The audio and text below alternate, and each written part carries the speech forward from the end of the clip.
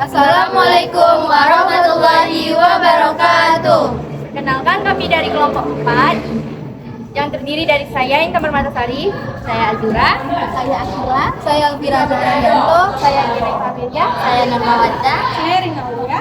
Jadi di sini kami akan menjelaskan tentang ragam permasalahan sosial.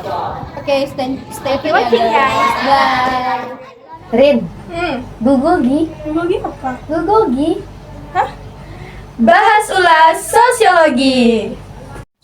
Oke teman-teman, jadi dalam kehidupan sehari-hari kita sudah mengenal istilah toleransi dan intoleransi. Nah, apa sih toleransi itu?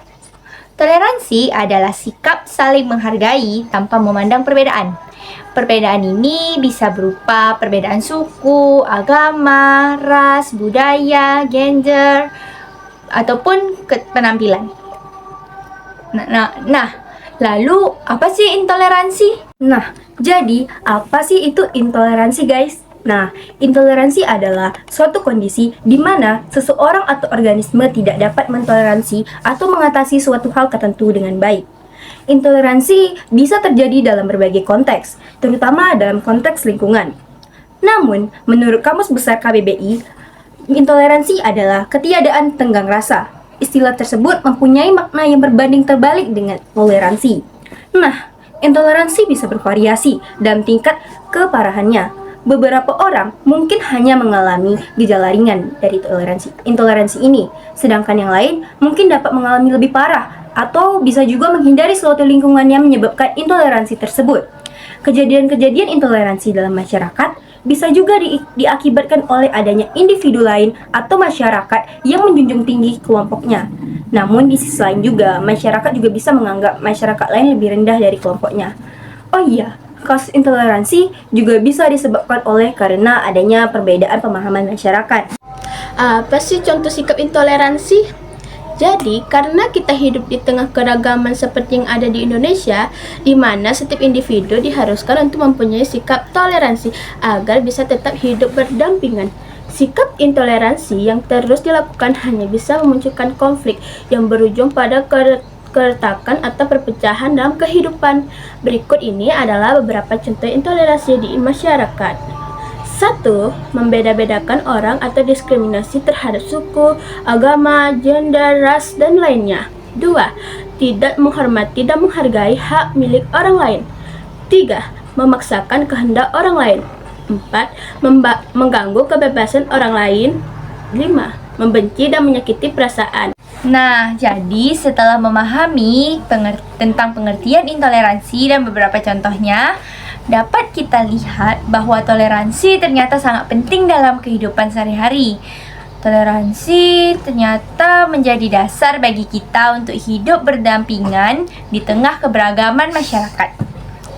Namun, sikap toleransi ternyata juga berkaitan dengan pandangan primordialisme dan etnosentrisme yang sering kita jumpai dalam kehidupan sehari-hari.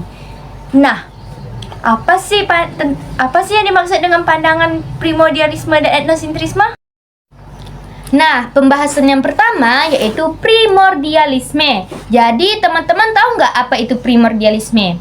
Primordialisme adalah suatu paham yang menganggap bahwa kelompoknya itu lebih baik dibandingkan dengan kelompok lainnya, yang mengacu pada ras, agama, suku bangsa, sehingga sulit menerima sesuatu yang berasal dari luar kelompoknya.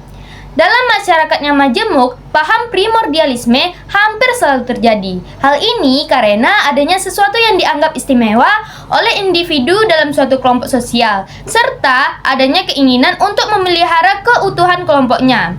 Contoh dari primordialisme dalam masyarakat adalah adanya praktik nepotisme dalam merekrut atau menempatkan orang-orang yang berasal dari daerah suku bangsa yang sama dari sebuah organisasi atau perusahaan. Jadi contoh lainnya di masyarakat ketika pilkada atau pemilihan kepala daerah. Satu kelompok dengan kelompok yang lain akan menunjukkan aksi primordialismenya dengan memilih calon pasangan yang notabene berasal dari satu aliran atau golongan yang sama. Hal positif dari paham ini adalah mengikat dan memperkuat ikatan suatu kelompok, terutama dalam menghadapi ancaman dari luar, sedangkan hal negatifnya adalah membangkitkan prasangka dan permusuhan terhadap kelompok lain yang tidak sepaham atau tidak sama dengan kelompoknya. Hal tersebut rawan terhadap munculnya konflik sosial. Nah, yang kedua adalah etnosentrisme. Apa sih etnosentrisme? Etnosentrisme merupakan sikap primordial yang berlebihan yang menghasilkan sebuah pandangan subjek atau fanatisme suku bangsa sehingga cenderung menolak nilai-nilai dan kebudayaan dari etnis lain dan menganggap bahwa budaya masyarakatnya sendiri lebih tinggi dibandingkan budaya masyarakat lain. Contoh sikap etnosentrisme ini pernah terjadi di Afrika Selatan pada masa diberlakukannya politik apartheid. Ketika itu, masyarakatnya beranggapan bahwa masyarakat berkulit putih lebih tinggi derajatnya daripada masyarakat berkulit hitam.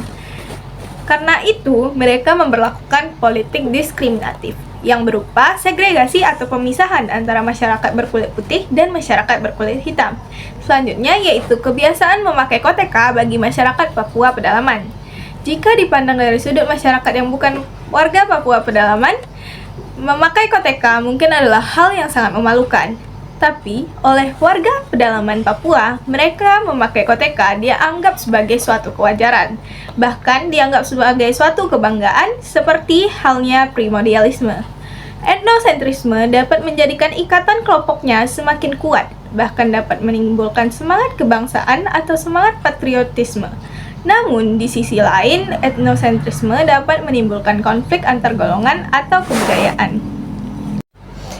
Nah, jadi teman-teman, dari penjelasan tentang intoleransi, primordialisme, dan etnosentrisme, kita dapat memahami bahwa ketiga sikap ini dapat mempengaruhi hubungan antar kelompok dalam masyarakat. Intoleransi muncul ketika kita tidak bisa memahami perbedaan yang dapat memicu konflik dan ketegangan. Sementara itu, primordialisme mengedepankan rasa kesetiaan yang berlebihan terhadap kelompok tertentu, seringkali menganggap kelompok lain sebagai ancaman. Etnosentrisme di sisi lain menciptakan pandangan bahwa budaya dan nilai-nilai kelompoknya sendiri lebih superior yang dapat menghalangi interaksi dan kolaborasi dengan kelompok lain. Untuk menciptakan masyarakat yang harmonis, kita perlu menanamkan nilai-nilai toleransi dan saling menghargai sehingga perbedaan dapat dilihat sebagai keyakinan yang memperkuat ikatan sosial kita, bukan sebagai pemecah belah. Mari kita bersama-sama melawan intoleransi dan membangun jembatan pemahaman di antara semua kelompok demi menciptakan kehidupan yang lebih damai dan sejahtera. Nah, kembali lagi nih bersama kami. Teman-teman udah pada paham kan apa itu intoleransi, primordialisme, dan juga etnosentrisme? Sampai segitu aja mungkin ya pembahasan kita. Kayaknya udah cukup sih. Oke, sampai jumpa di podcast Bulgogi selanjutnya. Oke teman-teman, terima kasih sudah menonton videonya.